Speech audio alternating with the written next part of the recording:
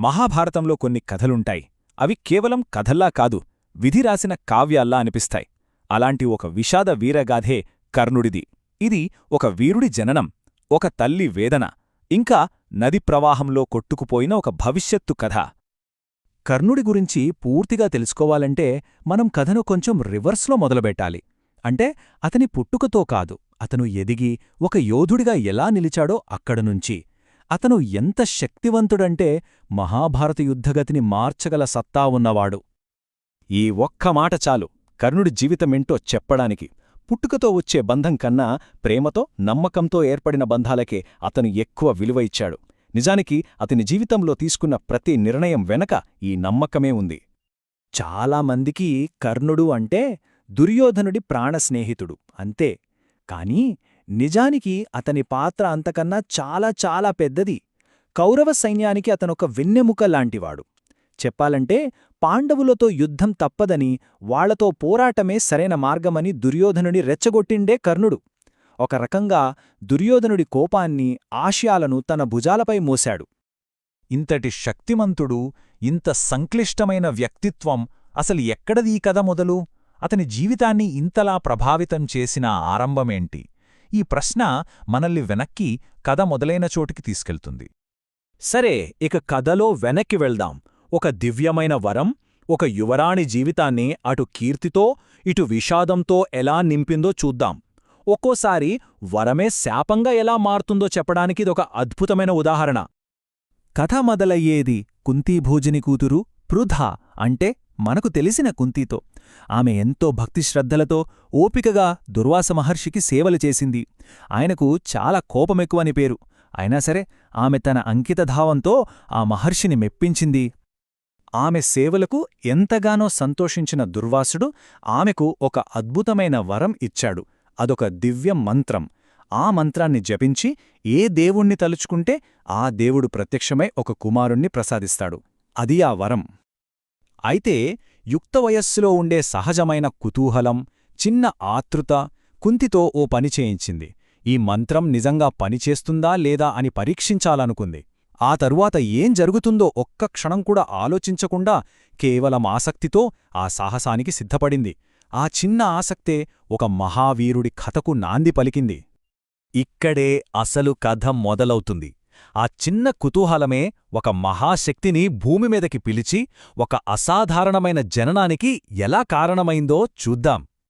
కుంతి ఏం చేసిందంటే ఆ మంత్రాన్ని ఉచ్చరించి సూర్యభగవానుడిని తలుచుకుంది.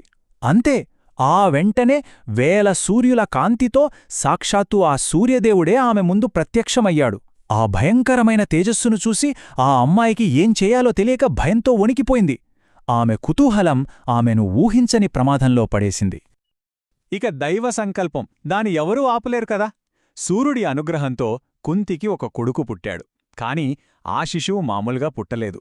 పుట్టుకతోనే ఒంటికి అతుక్కుపోయిన బంగారు కవచంతో, మెరిసిపోయే కుండలాలతో తన తండ్రి దైవాంశాన్ని చాటి చెప్పుతూ పుట్టాడు.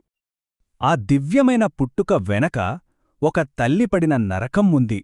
ఇక్కడ్నుండి కథ ఒక్కసారిగా మానవ వేదన వైపు మలుపు తీసుకుంటుంది. పెళ్లికాని ఒక యువతి తల్లిగా ఎదుర్కొన్న సంఘర్షణ ఇది. ఇప్పుడు ఆలోచించండి, ఒకవైపు పెళ్లికాని యువతి, ఈ బిడ్డ గురించి తెలిస్తే లోకం ఏమంటుంది, సమాజం నన్ను ఎలా చూస్తుంది అనే భయం. మరోవైపు కళ్లముందే ఉన్న తన బిడ్డ, ఆ పసివాడిమీద పుట్టుకొస్తున్న మాతృప్రేమ. ఈ రెండింటి మధ్య నలిగిపోయింది కుంతి. చివరికి లోకనిందకు భయపడి ఆ బిడ్డను వదులుకోవాలని నిర్ణయించుకుంది. ఆమె పడిన వేదన మాటల్లో చెప్పలేనిది. అందుకేనేమో ఇతిహాసంలో ఆ ఘట్టాన్ని హృదయవిదారకమైన కవిత్వంలా వర్ణించారు. అది కేవలం వర్ణన కాదు, తన బిడ్డను విధికి వదిలేస్తూ ఒక తల్లి పెట్టిన ఆర్తనాదం. ఇక ఆ పసికందు కథలో మరో అధ్యాయం మొదలైంది. ఒక నదీ ప్రవాహంలో తేలియాడుతూ విధి ఎక్కడికి తీసుకెళ్తే అక్కడికి సాగే ఒక ప్రయాణం. కుంతి ఆ బాబును ఒక పెట్టెలో పెట్టి చర్మణ్వతీ నదిలో వదిలేసింది. అక్కడినుంచి ఆ పెట్టె యమునానదిలోకి, ఆ తర్వాత గంగానదిలోకి ప్రయాణించి చివరికి అంగరాజ్యం ఒడ్డుకు చేరింది. చూశారా అతని జీవితాన్ని విధి ఎలా నదుల రూపంలో నడిపించిందో? ఆ నదీ ప్రయాణం ముగిసింది.